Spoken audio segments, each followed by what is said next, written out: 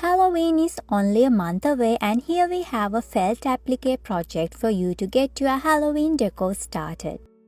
It's a bit of a combination of scary and cute, but you can change it depending on the felt colors you select and the way you embroider the mouth and eyes. Now let's go ahead and start with the materials and tools. I'm planning on showcasing this project as an embroidery hoop part. So for that, I'm using a 4-inch embroidery hoop. You will need matching embroidery threads to go with the project. When it comes to felt, you'll need an appropriate size felt piece as the base layer to use in the embroidery hoop. Then cut a circular felt piece if you are planning on covering the back of the embroidery hoop, and take small pieces of felt to use in applique. As usual, you'll need some pins, a hand needle, a fabric marking pen, and a pair of scissors. Cut a small piece of jute cord or twine if you are planning on hanging the hoop part. Finally, you'll need to download and print the PDF pattern for this project as well. Now let's start with cutting all the pattern pieces out. You'll find the link for this PDF pattern and tutorial in the description. Please keep your fabric cutting scissors apart from the paper cutting ones. And another important thing is only cut along the straight lines. Leave the dashed lines as it is for now. At the end, you'll find a total of 8 different pieces to work with. Now use these template pieces to cut the required number of felt pieces. The required number from each piece is mentioned on or near each pattern piece. Color selection is totally up to you, and you can be creative with that.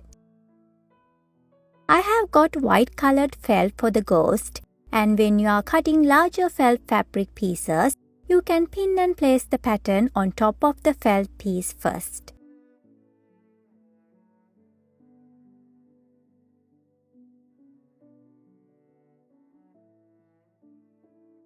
Then carefully cut around it.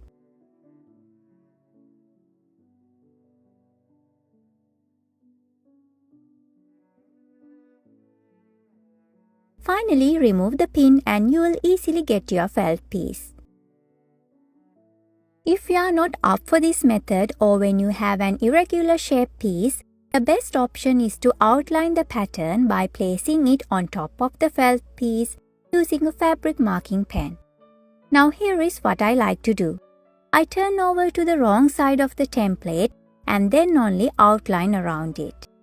This will keep the ink marks on the wrong side, since we are using the right side of the felt piece for applique.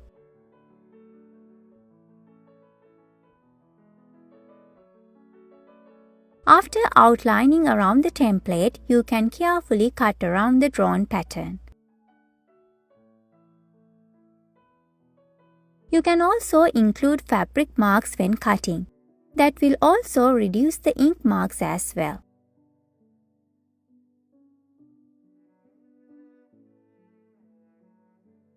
As you can see, there are no markings on the other side of the felt piece, and you are good to go. Now when it comes to small pattern pieces, you can just hold the pattern to the fabric from one hand and cut from the other. Pick any method or combination of these methods to cut the felt pieces. Now these are all the felt pieces you will need to complete this project, and let's move on to the next step. If you are planning on doing this project as an embroidery hoop part, now it's time to prep your embroidery hoop.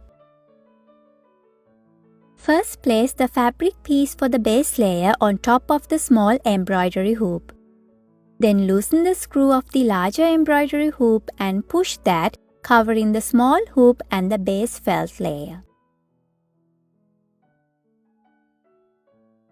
You can then tighten the screw while pulling the base layer on all sides to make it into a properly stretched fabric layer.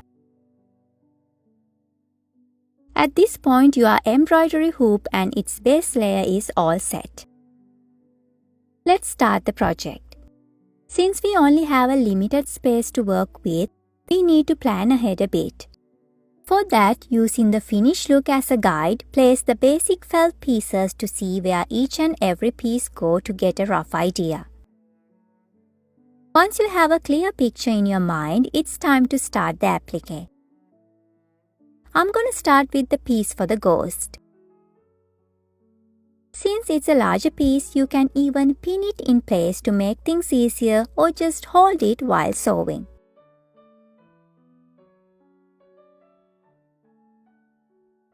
Thread your needle and make a knot at the end. I'm going to use only 2 strands of embroidery threads throughout this project. There are several basic stitches you can use to do felt applique, and I'm using the whip stitch here. I think it's the most simple way to go, and I'll leave the link for the tutorial on whip stitch in felt applique in the description below. Simply you come up only through the background felt layer and near the raw edge of the ghost felt piece. Then go back down at the ghost felt piece by making a stitch. After that, leave a small space and continue the previous steps all around the felt piece for the ghost. Start at any point and go all the way around.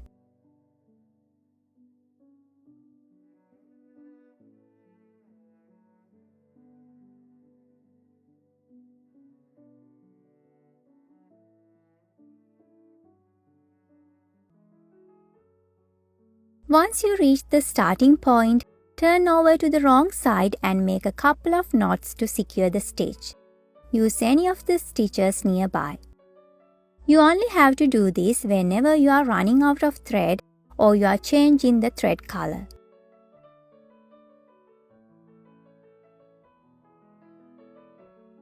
Finally, trim the thread and turn over to the other side to continue with the next step, which is completing the eyes and mouth of the ghost. Since these are simple shapes, you can just draw them on the felt piece using a fabric marking pen. But if you don't feel comfortable doing that, take the template piece for the ghost and first poke holes on 2 ends of the mouth and the 3 corners of both triangles for eyes using a pin. After that, place the template on top of its felt piece, aligning with each other. Then firmly push your fabric marking pen on top of those poked holes to leave a small mark on the felt. Remove the template piece and then draw lines connecting those basic points to create 2 triangles for the eyes and 1 straight line for the mouth. Now thread your needle with a matching embroidery thread color and make a knot at the end.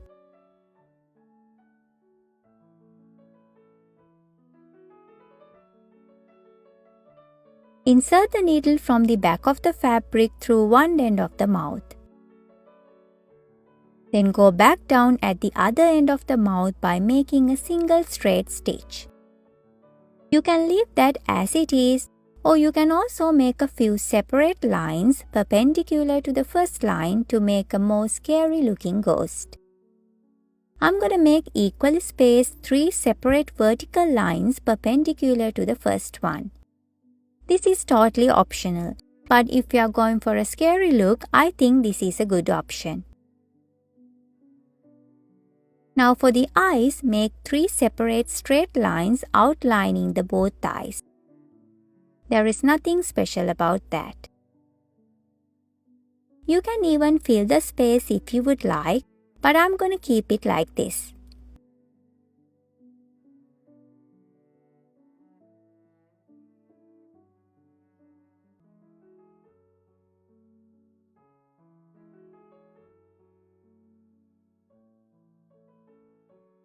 Moving on to the next step, it's the candy corn hat. First, place the candy corn piece on top part of the ghost and use the dashed lines on the ghost pattern piece as a guide to see where it's gonna go. Then starting at any point, whip stitch along the piece while holding it in place. Start at any point and then go all the way around till you reach the starting point. When you get a hold of how to applique one felt piece, it's more or less the same steps for all the pieces. Even here I'm using the whip stitch. Once it's completed, place the felt piece for the candy corn top on top part of the piece we just sewed. Make sure it's aligned and then sew it to the first piece using the simple back stitch. We also have a tutorial on back stitch in case you are interested. I'll leave the link in the description.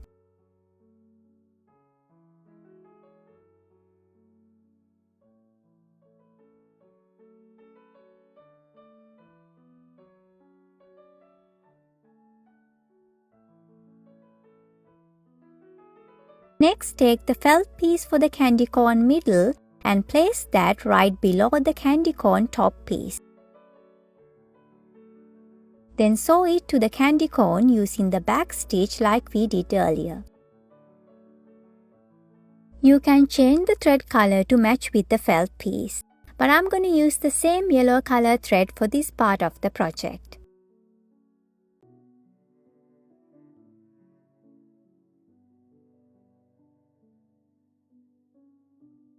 Now this is how the ghost looks with its candy corn hat. Now moving on to the next piece, it's the moon. Place the felt piece for the moon on where it belongs and start to do whip stitch along the piece. Since this is an irregular shape, give an extra attention while sewing it around.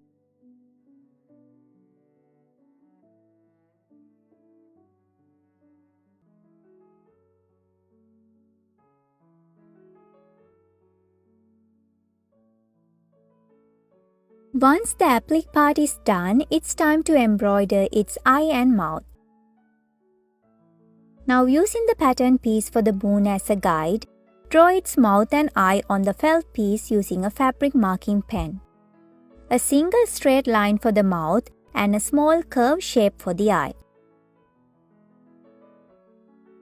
After you draw those two, insert the needle at one end of the mouth from the back and then go back down at the other end of the mouth. This will make a single straight line for the mouth of the moon.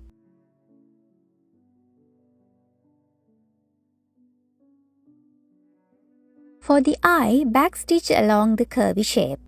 Make your stitch length shorter to maintain the shape.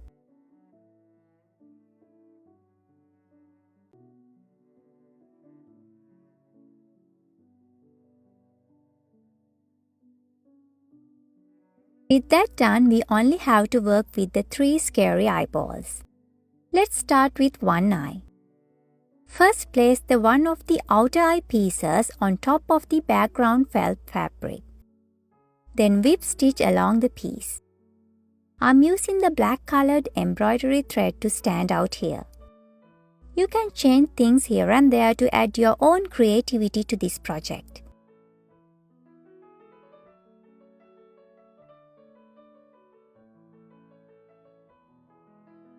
Once the outer eye is done, place one of the middle eye pieces on top and center of the outer eye piece.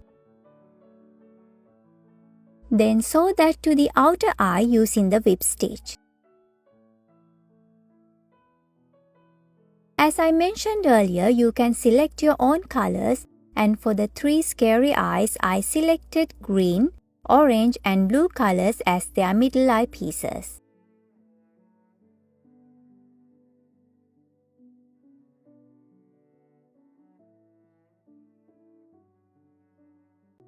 The last piece for the scary eye is its small inner eye, and finally place that on top of the middle eye and sew it using the whip stitch.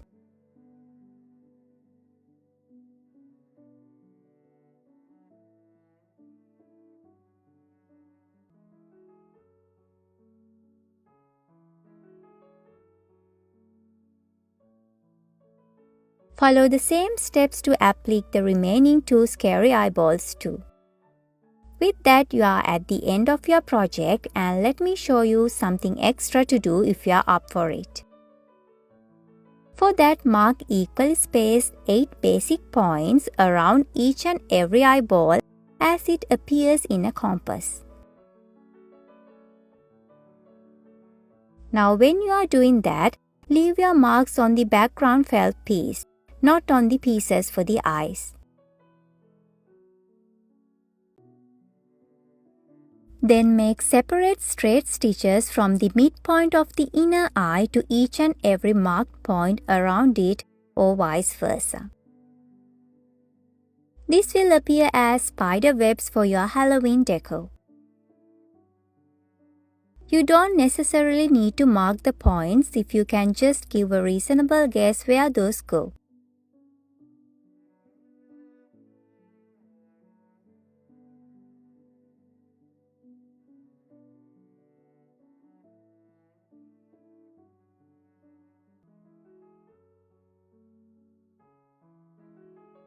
Do the same for all 3 eyeballs if you would like, and that's what I did. With that done, you are at the end of your Halloween felt applique project. But if you are planning on hanging this decor as embroidery hoop part, you need to follow several more steps to give a proper finishing look for your project. For now, let me cover the basics. First, trim the excess background felt fabric around the hoop. Then turn over to the wrong side of the hoop. Thread your needle with a longer piece of thread and do a running stitch around the remaining fabric area, leaving a piece of thread at the starting and ending points. Both thread pieces need to stay at one side of the fabric. After that, draw both ends of the thread towards you, and you will see the fabric shrinking into a more compact shape. Then make a couple of knots using the thread ends to keep it that way. We have a separate tutorial on this particular topic, and you will get detailed instructions from that one if you are interested. Finally, trim the remaining threads. Now if you are up for it, you can even place the circular felt piece we cut at the beginning to cover the back and give a more professional look. Watch the full tutorial to see how. Jute cords always go with the Halloween vibe, and finally I'm gonna hang this embroidery hoop part using a piece of jute cord. You can do the same if you would like, or you can simply hang it from the space at the screw as well. We have several Halloween projects from last year as well, and please make sure to check those out too. Please subscribe to the channel to see more of these projects, and I'll join you in the next one. Bye for now, and thank you all for watching till the end.